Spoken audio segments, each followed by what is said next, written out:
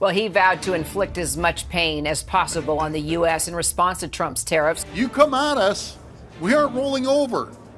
Sure, we're going to get hurt. There's no doubt. But they're going to get hurt just as much.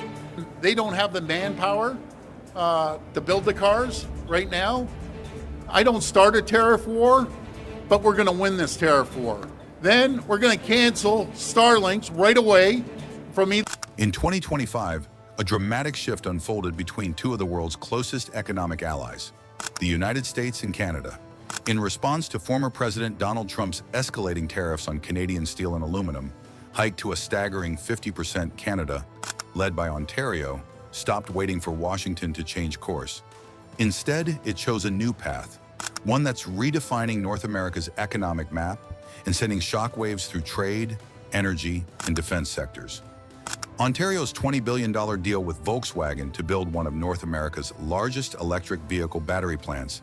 What turned heads wasn't just the investment, it was the destination of every battery. All of them are heading to Europe. Not a single unit is bound for the United States.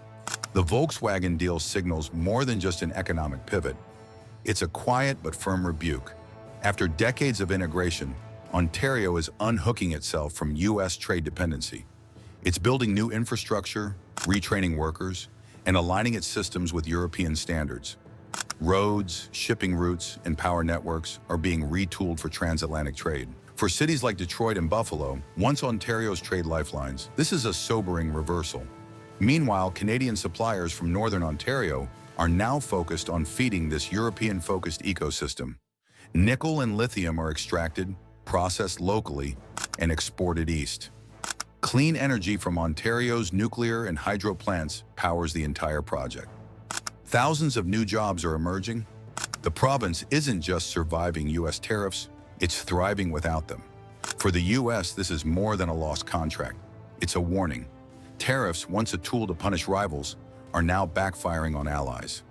Ontario's leaders didn't wait for apologies, they acted. And their boldness is reshaping how the world sees Canada as a trade partner. But trade isn't the only battlefield. Energy, once a symbol of cooperation, has become a source of leverage. Ontario supplies nearly 30% of the electricity imported by U.S. border states like Michigan and New York. That clean, reliable power keeps American hospitals running and cities lit. But after the tariff hikes, Ontario responded with a 25% surcharge on all electricity exports to the U.S. In Michigan, emergency energy plans were activated. In New York, grid operators ran backup simulations. Local governments treated the surcharge like a storm warning. Ontario's message was unmistakable. Economic actions have consequences, and Canada won't play the role of silent partner anymore. The psychological impact was deep. For the first time, Americans saw their northern neighbor not just as a friendly supplier, but as a strategic actor capable of reshaping their grid stability.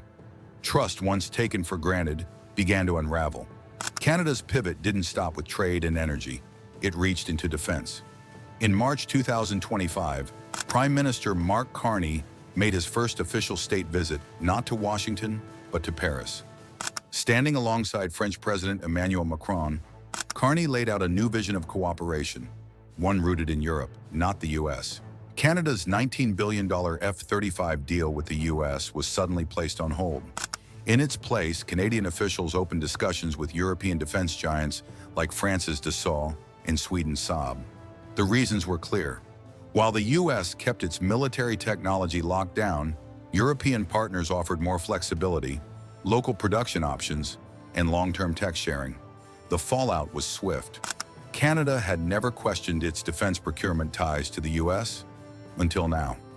Meanwhile, Ontario's transformation deepened. European investors, especially from Germany, Norway, and the Netherlands, began pouring billions into Ontario's clean energy and manufacturing sectors. Projects like the Green Hydrogen Facility in Thunder Bay, funded by 500 million euros from a German energy group, highlighted Europe's growing stake in Canada's energy future. Electric vehicle production, too, is booming under European backing. Dutch and German firms are setting up not just plants, but entire ecosystems.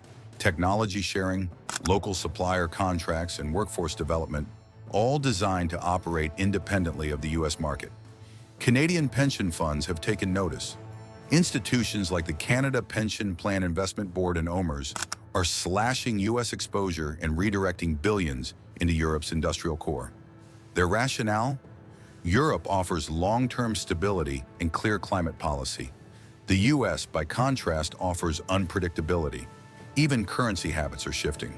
Canadian exporters now increasingly use euros and yen instead of U.S. dollars. Diversifying currency reliance helps Canadian businesses buffer against American market volatility. The overall effect? A realignment once unthinkable. Ontario's trade routes now stretch across the Atlantic, not just across the border. Factories are designed for EU standards, and workers are trained under European labor norms. Canadian industry is being rebuilt with European capital and for European consumers. This isn't just Ontario's story anymore. Quebec and British Columbia are watching closely. Quebec's ports already handle surging European exports. BC's clean energy projects are drawing Asian and European interest. Canada's reorientation is accelerating, one province at a time. The implications for the U.S. are serious. Supply chains that once flowed south could permanently turn east. Energy partnerships could erode. Defense collaborations might thin. North America's integrated economic model could splinter. In a world where allies are seeking stability and clarity, the U.S. risks losing ground. Not because of hostility, but because of hesitation.